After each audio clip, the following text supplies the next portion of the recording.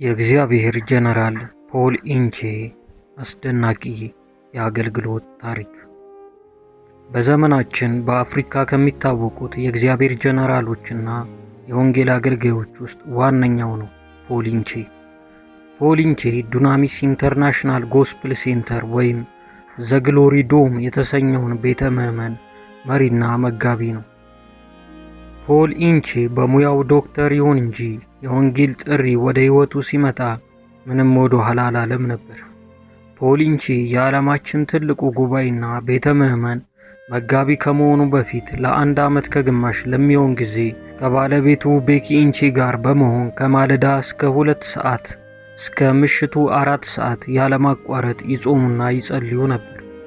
በዚህም ጊዜ ታዲያ እግዚአብሔር በመቶዎች የሚቆጠሩትን ፖል ኢንቼ የሚመግባቸውን ምዕመናንን በመባረክ ወደ 1000 ከ1000 ወደ 5000 ከ5000 ወደ 10000 ብሎም በ20 ሺዎች ወደሚቆጠሩ የቤተ ምዕመን አባላት አድርሷቸው ነበር።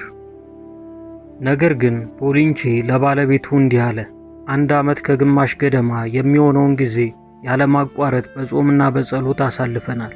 በዚህም እግዚአብሔር በምዕመናንና በአገልጋዮች ባርኮናል። ነገር ግን እኔ ፈጽሞ በዚህ አልረካው። ስለዚህም እኔ ጾምና ጸሎቱን ከዚህም በላይ በመቀጠል መጾምና መጸለይ እፈልጋለሁ። እናም ፖል ኢንቼ ጾምና ጸሎቱን በመቀጠል ለዓመታት አስቆጠረ። በዚህም ጊዜ እርሱና የአገልግሎት ቡድኑ ለነፍሳት መዳን አጥብቀው ይጸልዩ ነበር። በዚህም እግዚአብሔር ጨምሮ ፖል ኢንቼ ይመራ የነበረውን ቤተ ምዕመን በመባረክ በ10 ሺዎች ከሚቆጠሩ ምዕመናን በ100 ሺዎች የሚቆጠሩ ምዕመናን በማድረግ ሊያሳድጋቸው ችሏል። ይህም ቤተ ምዕመን ዘ ግሎሪ ዶም በመባል በመላው ዓለም የሚታወቀውና ትልቁ ቤተ ምዕመን ነው።